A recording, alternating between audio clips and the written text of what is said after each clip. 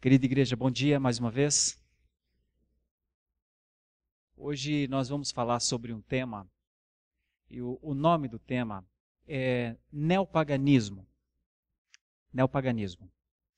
Por que eu estou abordando este tema nesse dia? Porque está virando moda.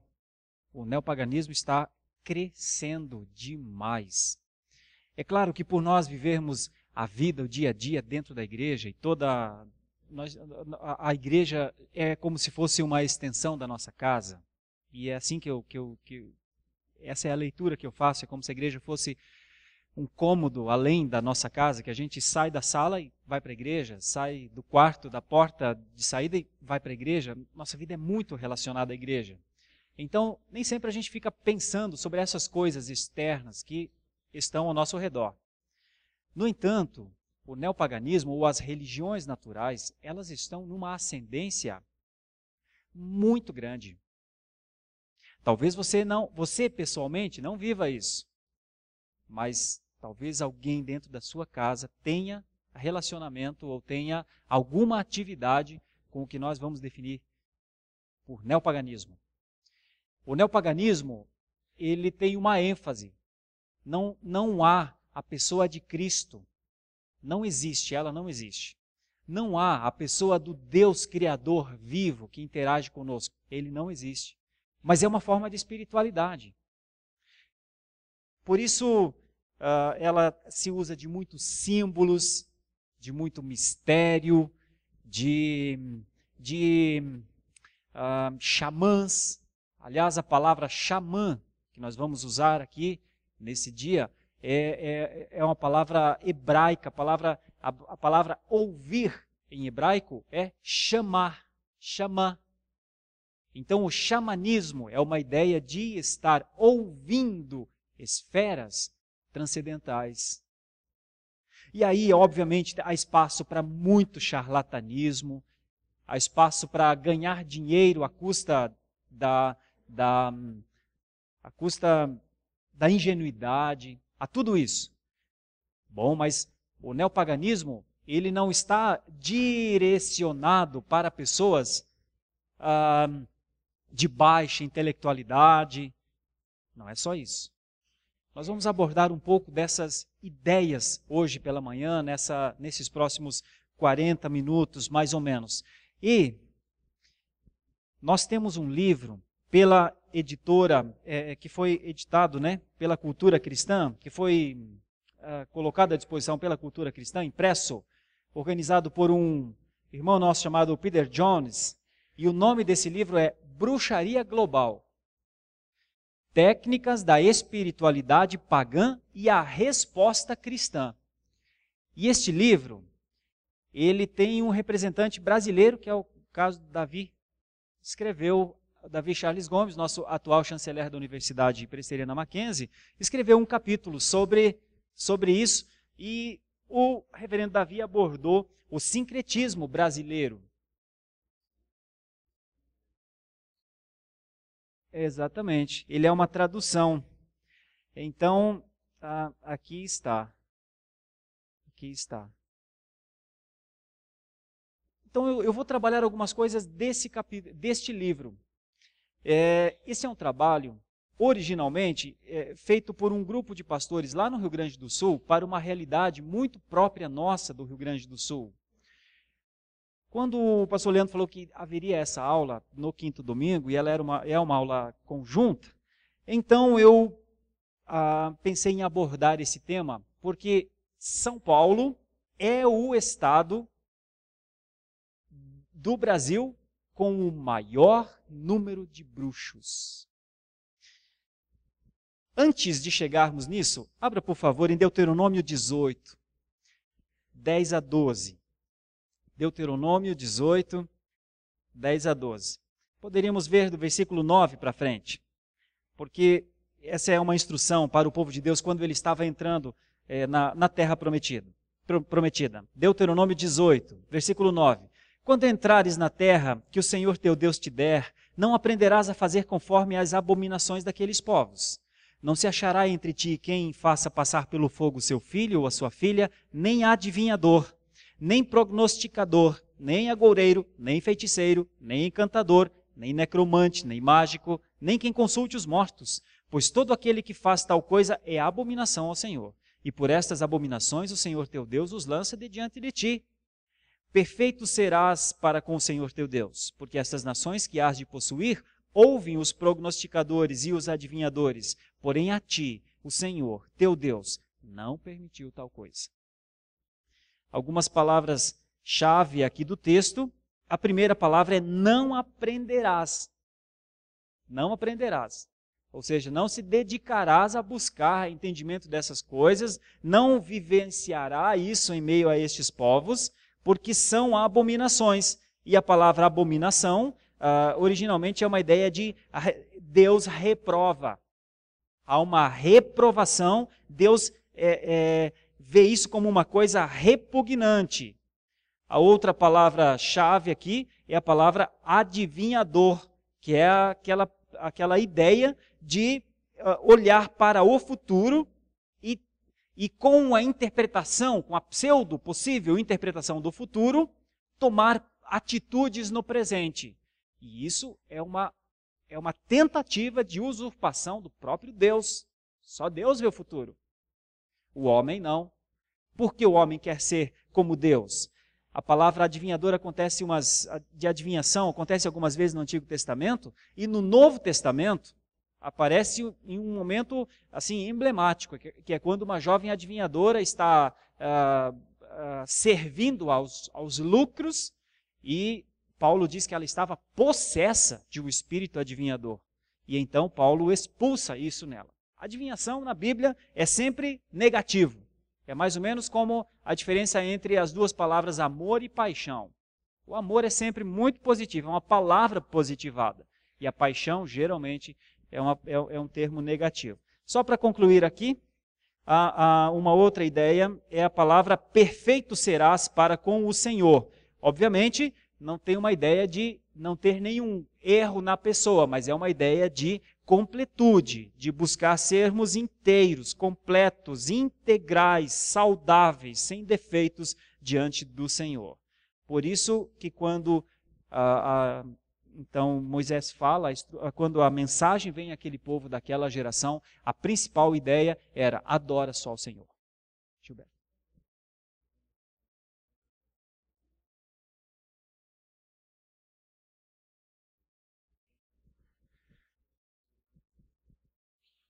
Uhum. Acho que sim, os egípcios, como todas as nações, a tendência natural de todas as nações, a tendência natural de todo o coração do homem é tentar entender as coisas que não estão claras diante de si. Nós vamos falar sobre neopaganismo exatamente com uma ênfase pré-cristã. E nós vamos falar de uma que é a maior religião neopagã. Alguém arrisca me falar qual é a maior religião neopagã hoje? É um nome estranho, você quase não fala esse nome. Então, alguns ouvirão esse nome pela primeira vez hoje, possivelmente. Mas há alguém, talvez, que já pensou sobre isso? Eu já ouvi o nome. Alguém disse, Wicca. É a Wicca. No Brasil, por um site que eu estou olhando aqui agora há pouco, diz que entre 350 mil a 400 mil seguidores da religião Wicca no Brasil. É metade da IPB. Então é muito grande o número, muito grande, vale a pena a gente pensar. Aqui ainda, estou olhando aqui por esse site, dizendo que tem crescido muito no país, especialmente no Rio de Janeiro, no Nordeste e aqui em São Paulo. Outra religião dentro desse conceito neopagã também é o neodruidismo. Talvez haverá um tempo que a gente poderá falar um pouco sobre isso, meio que como uma vacina, sabe? Meio como uma precaução, assim, uma bandeirinha amarela que a gente levanta, porque você ouvirá possivelmente muito acerca dessas palavras. E a Wicca é a primeira, então. E eu estou usando aqui, seguindo a linha do livro Bruxaria Moderna, a popularização global da bruxaria. Sempre com muitos símbolos. Os símbolos parece que sempre nos remetem a uma esfera transcendental, né? E aí as curiosidades. Não sei se elas estão atualizadas, porque eu vi isso ontem à noite, umas 11 horas da noite. É possível que isso aqui já tenha números novos de ontem para cá. No site Old Religion Wiccano, se alguém tiver até acesso, pode verificar. Ontem à noite tinha 5.089 pontos cadastrados de wiccanos em São Paulo. No Rio de Janeiro, 1.615, no Rio Grande do Sul, no Rio de Janeiro, 2.042, Minas, 1.615, no Rio Grande do Sul, 1.278 pontos cadastrados. Esse é um site tido como uma coisa oficial, assim, sobre como que a Wicca está no Brasil. Crescendo demais. Eu fiz essa pesquisa no ano passado, eram 4.700 no ano passado. Em 4 meses, 3 para 4 meses, são mais de 400 pontos novos só no estado de São Paulo. Uma coisa interessante como cresce. Ontem à noite, quando eu estava no site, tinha 71 online no site. Pensando, eu naquele momento cheguei a ficar pensando, será que tem 70 crentes de Santo Amaro lendo a Bíblia agora? Como é que nós estamos nisso? Porque faz parte também do pastor da igreja interceder pela sua igreja. E a gente sempre está pensando nisso. Bom, naquele momento tinha 70 pessoas no site. É assim, a feitiçaria é hoje um fenômeno respeitado graças à influência da ecologia, do feminismo e a um desprezo geral pela herança judaico-cristã. Isso é uma das causas. Eu precisarei passar aqui, praticamente tudo o que eu quero falar está aqui na aula com algumas observações. Onde estão as raízes da bruxaria? A bruxaria é geralmente praticada em assembleias, chamadas por vezes de covens, e procura controlar circunstâncias, quitar dívidas, conquistar o coração do amante, como alguém falou agora há pouco, e curar enfermidades. Normalmente, parece que é para uma coisa boa. A principal divindade das bruxas e bruxos é a deusa, acompanhada do seu consorte, um deus com chifres. Dá para ver na figura lá ao final, né? O foco da bruxaria é o controle da própria vida ou de outro. Sempre.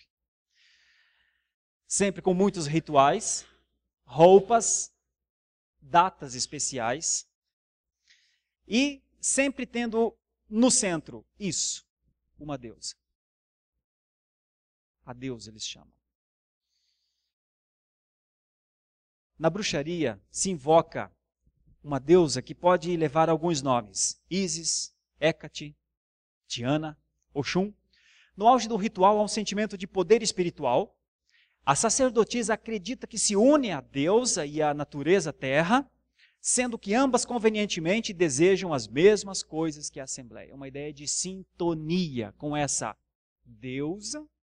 E então esses xamãs que ouvem a deusa se relacionam com ela, e aquilo aparentemente é o sentimento comum, e isso geralmente termina num transe, ou geralmente termina numa ideia assim de explosão, e é isso. Mulheres e adolescentes descontentes são as principais reavivalistas deste sistema de crenças. A palavra descontentes está aqui de maneira proposital. Pessoas descontentes, e vocês vão perceber o quanto tem disso dentro da igreja no mundo. Então, uma ideia para a gente ir pensando aqui. Princípios da crença wiccana, publicado em 1974 pelo Conselho Norte-Americano de Bruxas. Na introdução, diz assim: não somos presos a tradições de outros tempos e culturas, e não devemos lealdade a nenhuma pessoa ou poder maior que a divindade manifesta por meio de nosso próprio ser. É um tipo de anarquia espiritual organizado por uma pessoa que é mais iluminada, vamos dizer. Mais ou menos isso. São princípios. Os instintos sexuais, olha, aqui começa uma coisa para a gente refletir. Os instintos sexuais são bem-vindos, acolhidos e renomeados. O sexo propriamente dito é um dos focos centrais, tanto em termos simbólicos quanto físicos. A concupiscência dos olhos e a soberba da vida são celebradas aqui, abertamente. E a beleza dos seres humanos e da natureza é considerada uma manifestação do divino. É como se é um tipo de defesa de que Deus está pleno na vida dessas pessoas. Por isso, inclusive, elas não aceitam contestação.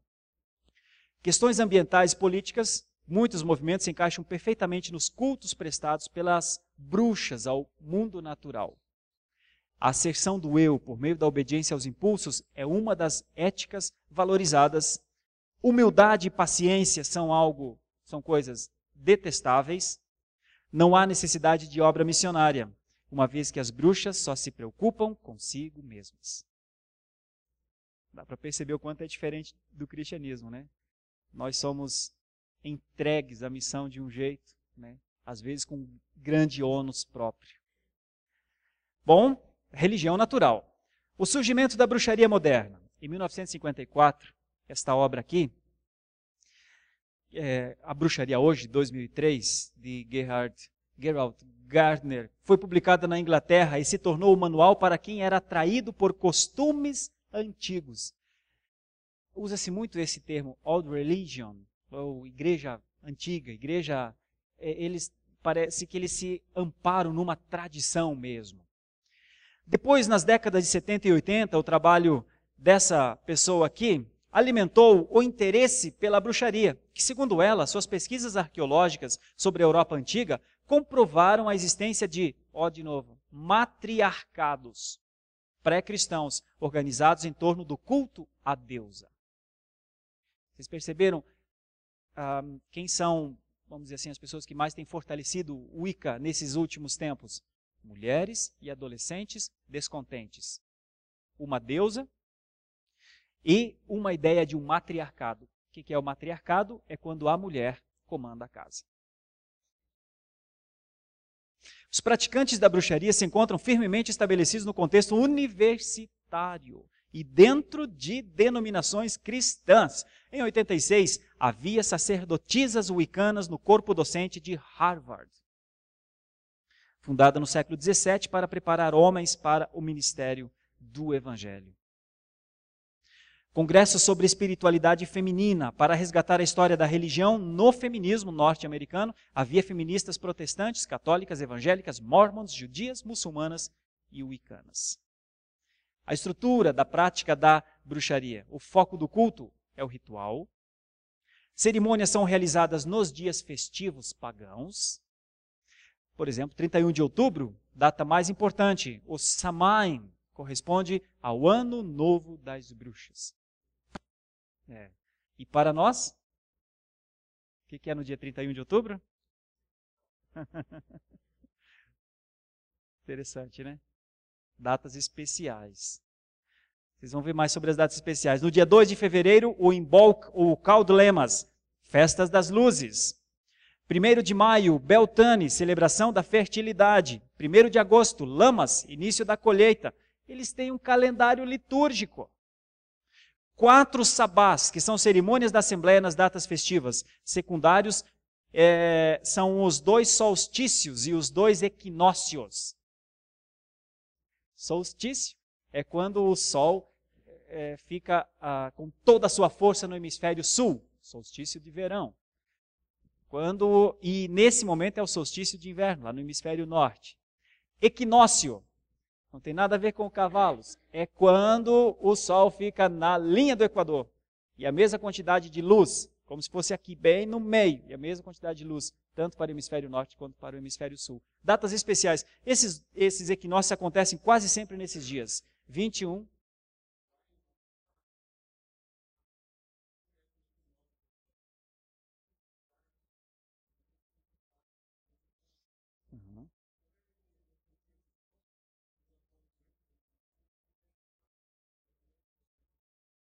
É mesmo? No meio da cidade. É isso aí. Isso aqui é tradição. E ainda os esbás, né, que são as reuniões em datas não festivas. Cerimônias. podem incluir ritos de passagem, podem incluir adivinhação, podem incluir iniciações, e estão tendo muitas iniciações nesses últimos tempos. Eu ainda estou procurando para saber quantos pontos cadastrados há em Santo Amaro, mas a pesquisa que eu tenho é não oficial, que aqui na zona sul de São Paulo, nós temos, na cidade de São Paulo, esse dado é oficial, nós temos 1.413 pontos cadastrados na cidade de São Paulo. E então é possível que nós tenhamos mais de 150, talvez, pontos só em Santo Amaro.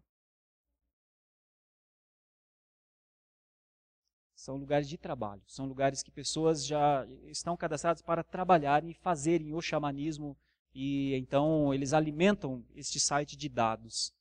São pontos mesmo. E eles atendem de 100 a 500 pessoas por mês. De 100 a 500. Então é uma coisa muito presente, embora como nós somos e estamos, de novo, eu reforço, dentro da igreja o tempo inteiro, nem sempre a gente está percebendo essas coisas, mas elas estão muito pertinho da gente. Adoração a divindades, práticas de mágicas, encantos, vestimentas especiais, banhos e usos de roupas especiais, vestidas do céu para simbolizar a purificação, alguns aparecem até sem roupas então. Eu li que no extremo da Zona Sul, nas proximidades das nossas represas, há pequenos santuários, inclusive, defendidos, protegidos por eles. É uma popularização mesmo, muito grande. Definição do local do ritual. Com uma adaga chamada de atame, marca o círculo em sentido horário e todos os elementos são abençoados. A ideia dos elementos são água, sal, velas, erva, óleo, e aí transcende as orações pela terra, pela mãe natureza. Ritual de, eles chamam puxar a lua para baixo. O ato de puxar para baixo pode ser acompanhado de cantos, música, tambores, danças, para aumentar a energia contida dentro do círculo. A ideia é busca por um tipo de poder. A Assembleia convida a possessão demoníaca da sumo sacerdotisa e de outros participantes. A essa altura, há um amplo espaço para as fraudes. Geralmente tem fraude no meio. O grande rito, que é a relação sexual entre a suma sacerdotisa e o sumo sacerdote, pode ser realizado de duas formas então. Realizado de forma simbólica, na maioria das assembleias, ao se mergulhar o atame em uma taça de vinho, que é a adaga, a espada, e outras vezes é realizado de forma literal. O que define isso é a intimidade e a palavra talvez intimidade, assim. Pessoas que estão muito tempo juntas, pessoas que estão num círculo já há bastante tempo, fazem o ato literal. Mas quando há novos visitantes e tal, então se faz o ato simbólico. De novo, veja que tem muitos símbolos embaixo. A bruxa acredita que o desejo focalizado com intensidade, voltado para o alvo, produzirá um resultado. É a ideia da magia. A mentalidade da bruxaria confia em símbolos e padrões e procura significado por meios de processos rituais. E dá-lhe símbolos. Sozinhas ou em pequenos grupos. Tinha que ter PG aqui, né? Aqui, mas é como está, então. Esse é o PG negro aqui, né? Esse aqui é o lado oculto da força, o lado negro da força. Sozinhas ou em pequenos grupos, as bruxas também participam de ritos de clarividência, cura por meio de ervas e porções e adivinhações, por meio de astrologia, cartas, né, e cristais. Esse é o ambiente para as fraudes normalmente. Porque as pessoas se entregam entendendo ou achando que essas pessoas têm esse conhecimento, esse poder. E aí já viu. Talismãs e amuletos trazem boa sorte. Algumas bruxas buscam no contato com familiares, animais e espíritos que habitam neles. E aqui nós temos uma derivação de espiritismo também. Embora as assembleias sejam comuns, a internet provocou o aumento da bruxaria individual, especialmente entre os jovens. E aí jovem chama jovem. E aí jovem leva jovem do ambiente universitário para os centros de xamãs.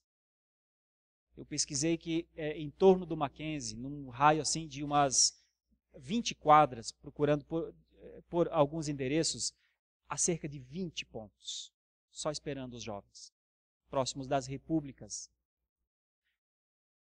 É isso. A origem e a natureza do poder das bruxas. Entendem que o poder tem origem na deusa e em seu deus consorte. lá o homem dos 2 chifres. A fim de obedecer a Deus é necessário obedecer aos próprios impulsos. Dá para entender essa frase? É assim, a Deus espera alguma coisa de você. O que ela espera de mim? Os seus impulsos dirão. Libere os seus impulsos. É isso que a Deus quer que você tenha. O poder da magia é o poder bruto, desenfreado. É a capacidade de matar ou curar, amaldiçoar ou abençoar. A magia é moralmente neutra, um simples processo de causa e efeito. Nas mãos erradas pode ser como um dispositivo termonuclear no bagageiro do carro de um terrorista, disse Cynthia Eller, historiadora da espiritualidade cristã. Há uma predominância de ex-católicos, ex-judeus na arte da bruxaria. Uma tendência recentemente espantosa é o número de pessoas que praticam a bruxaria abertamente dentro de igrejas cristãs, minha gente. Muitas vezes sem encontrar grande resistência. Bom, eu estou aqui humildemente fazendo uma resistência. Se alguém tem alguma intenção de praticar bruxaria, viu? Eu sou contra, tá? Eu acho que eu e todos, pois não.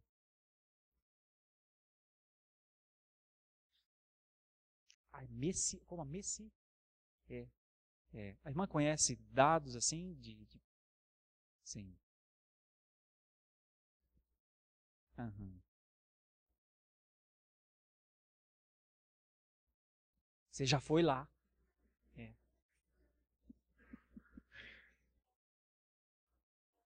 Aham. Aham.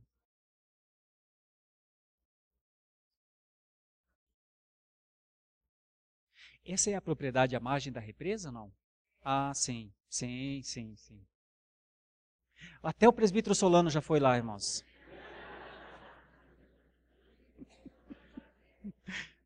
Sim, eu preciso ir lá um dia desses. Diz que é muito bonito, né? O reverendo Daniel me falou que é muito bonito. É um local de adoração, né?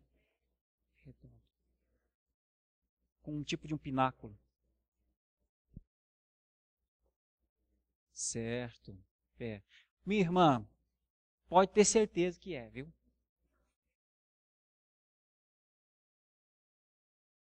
Sim.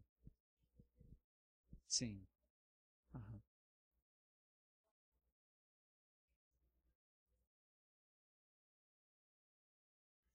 Certo. Meu Deus do céu. Tem misericórdia de nós. Só Jesus na causa. É isso mesmo. Então é isso, irmãos. Veja, está bem pertinho de nós, está sim. Eu só não sabia que esse era o termo usado lá, messiânico. É, pois é.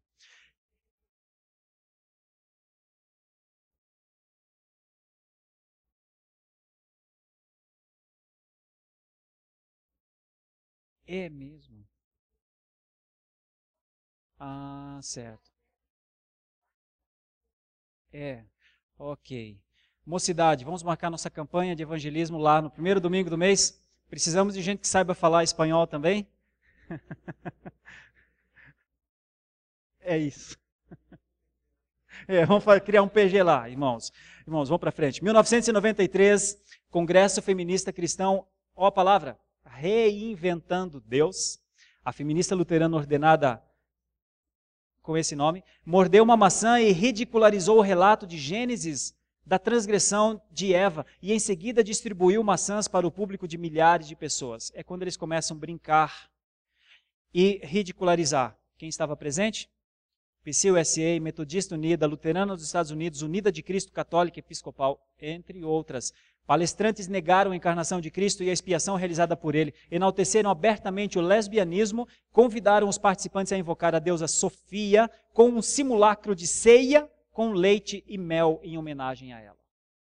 É público, 93. Qual seria uma das principais razões do feminismo cristão? A recusa em aceitar mulheres no sacerdócio. Por isso, muitas mulheres dentro do cristianismo vão para o wiccanismo. Precisamos ser capazes de contornar as camadas complexas de aplicação e interpretação dentro do cânone. diz uma senhora que eu vou mostrar aqui, trata-se de algo essencial para as mulheres que, por incontáveis gerações, absorveram e internalizaram a mensagem da degradação feminina codificada nos textos patriarcais. Quem diz é Miriam Winter. Olha onde ela está. PhD do Seminário Teológico de Princeton. De onde veio Ashbel Green Simonton, o homem que plantou a Igreja Presbiteriana do Brasil. Que mais? Os terafim, ídolos do lar, de Raquel, da Bíblia, eram objetos sagrados de importância justificável para ela. Nós dizemos que não, nada justificava os ídolos, né? Mas veja o que essa senhora aqui diz. Eva realizou, é a opinião dela, irmãos, viu? Se você não leu essa passagem, não acho que isso é verdade, não, viu? Eva realizou danças sagradas no jardim, atraída pela árvore frutífera, adormeceu em seus galhos. Eva deu nome aos animais, enquanto Adão se assustou com os rituais da mulher. Eva deu à luz 2 filhas, com as quais dançou junto à macieira, realizando rituais e conversando com as serpentes. Solitário, Adão entendeu que o seu mundo estava escapando dele, pois não podia mais controlá-lo. Logo, ele e Eva deixaram o jardim.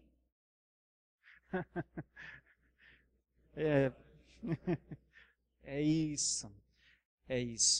O triste é encontrar cristãos dentro do wiccanismo, entre outras coisas, né? Winter, desse livro, As Crônicas de Noé, de 95. E aqui uma outra coisa muito atrativa nos nossos dias, a força motriz da revolução, o sexo. Uma investigação do feminismo pagão revelou a priorização do sexo, ou seja, na pesquisa foi perguntado qual era o que as pessoas mais queriam, foi dito que era isso. Uma vez saciados a amargura e o orgulho, o desejo sexual se torna o critério para medir as experiências esotéricas. Todo tipo de sexo se torna permissível como elemento-chave no processo mágico. Tal dinamismo se transforma em bissexualismo e até mesmo em pansexualidade. A ideia de que tudo vale. Sexo, a força motriz da revolução. Na bruxaria, a sexualidade fora do matrimônio não é apenas aceitável. É sagrado.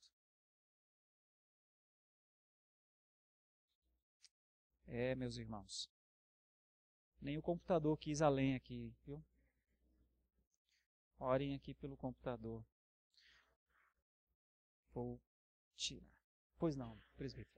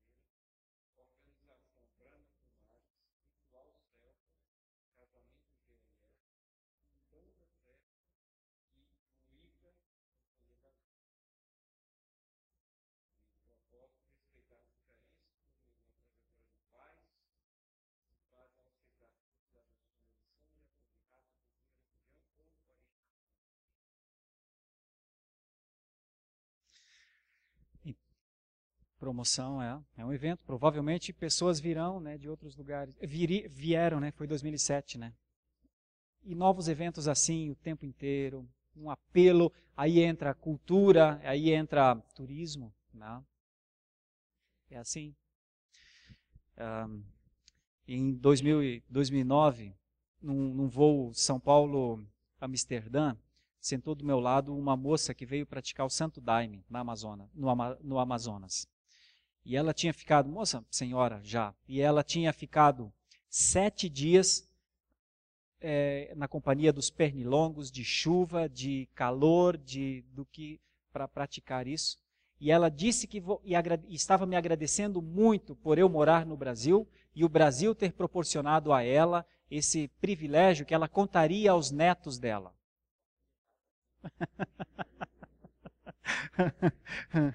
Foi uma luta. Ela me dizendo, mas como? Tu moras no Brasil e não conhece essas coisas que tem no Amazonas? Como? Em que mundo você vive? É assim. O que pensar disso, né?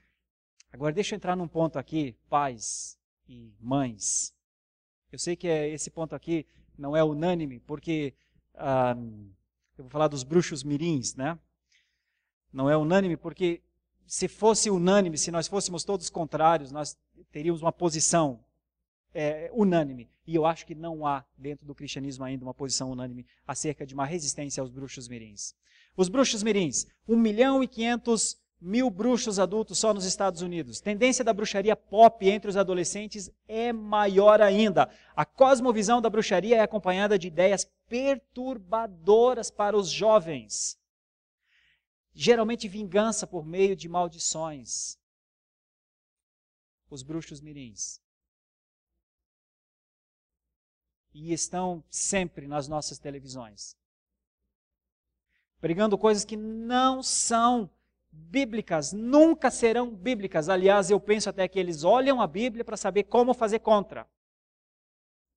E aí fazem. Dá uma pensada aí, pai, mãe. Bruxos mirins, editoras exploram um rentável mercado jovem, enquanto os pais que deveriam ser guardiões têm permanecido alheios. Aqui, o livro, né? As Bruxas de Westfield. Acho que é assim que se lê, Westfield. Rapaz, alguma coisa está atacando meu computador, viu? Que o negócio está forte aqui. Não está...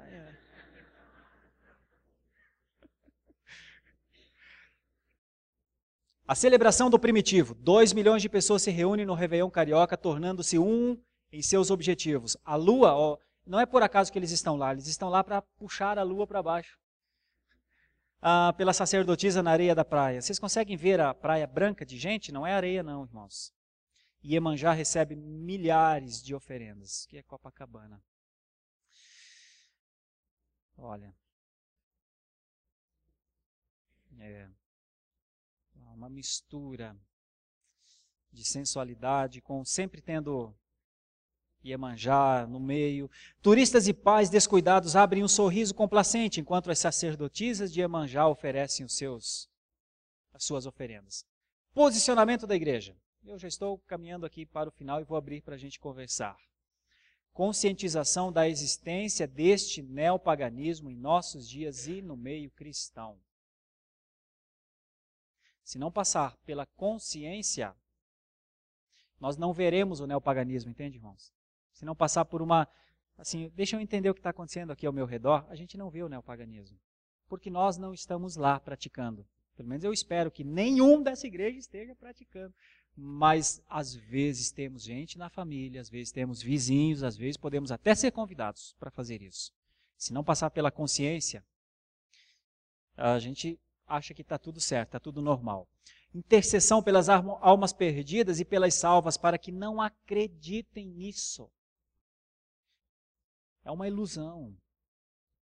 Irmão, nós precisamos ter uma palavra suficiente para dizer àqueles que estão na dúvida que é uma ilusão.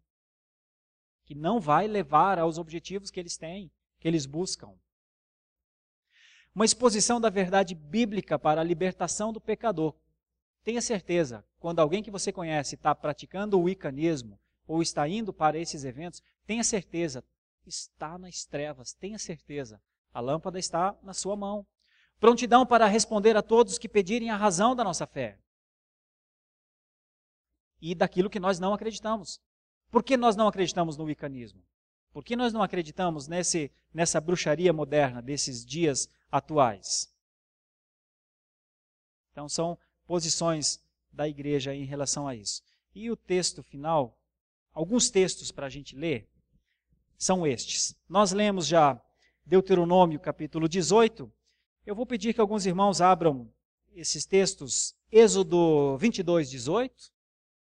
Eu vou pedir por nome. Vou pedir que o Nelson abra Êxodo 22, 18. Tá bom? Vou pedir que o Geimar, lá atrás, abra em 1 primeiro livro de Samuel 15, 23. Vou pedir que o Anderson abra em Atos capítulo 19, 19. Vou pedir que, qualquer um aqui. Simão, aqui nessa lateral, só para contemplar toda a igreja, abra em Gálatas 5, 20. Vocês vão perceber que estes textos, como um todo, proíbem rigorosamente a feitiçaria e consideram essa prática incompatível com o cristianismo. Não é prática semelhante. Com o cristianismo, não. Nós poderíamos, lá nos dados, por que nós não temos dados, por que nós até não temos, por que os dados não dizem que o número de pessoas que praticam bruxaria é maior do que esse que nós estamos vendo? Porque muitas pessoas estão dentro das suas religiões. E então o censo diz que elas estão dentro da religião, percebe? Aí não contempla quando vai se fazer a pesquisa. Mas com o cristianismo não tem absolutamente nenhuma compatibilidade. Nelson, por favor. Êxodo 22, 18, eu vou ler na Almeida, século 21, diz assim: não permitirás que uma feiticeira viva. Olha, era tão sério que lá no Antigo Testamento não dava nem para ela viver no meio do povo de Deus. Mas, 1 Samuel 15, 23.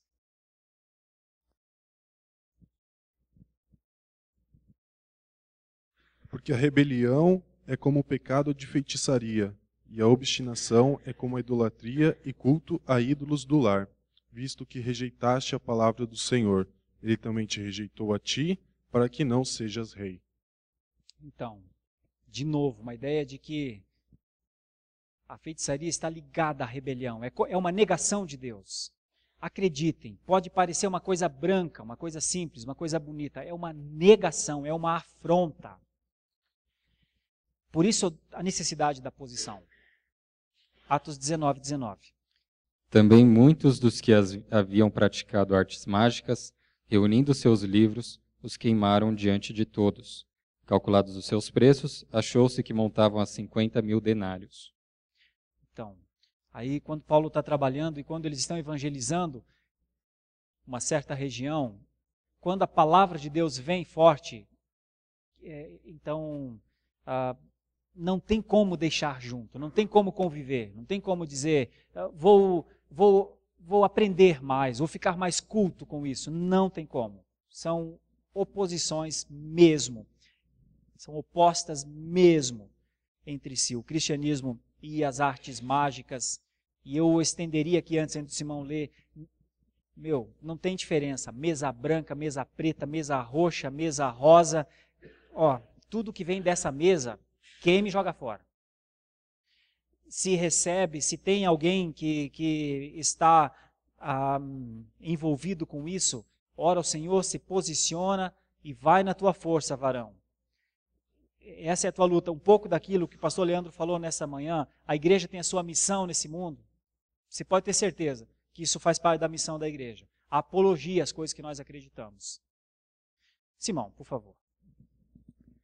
Idolatria, feitiçarias, inimizades, porfias, ciúmes, iras, discórdias, dissensões, facções. São todas as ideias de coisas que geram o caos. Você pode ter certeza. A feitiçaria, a bruxaria, ela é propulsora de caos por onde passa. Porque ela afasta o homem do seu Senhor. Ela não leva o homem a pedir perdão pela sua pecaminosidade. Ela sempre separará o homem de Deus, porque ela é natural. Por isso que ela é neopagã, por isso que ela é religião natural. É para o homem. O foco é o homem. O foco não é Deus. O foco é o homem. Bom, isso é um pouquinho do que nós chamamos nessa manhã, então, de bruxaria moderna, popular, crescente, chegando aos nossos quintais.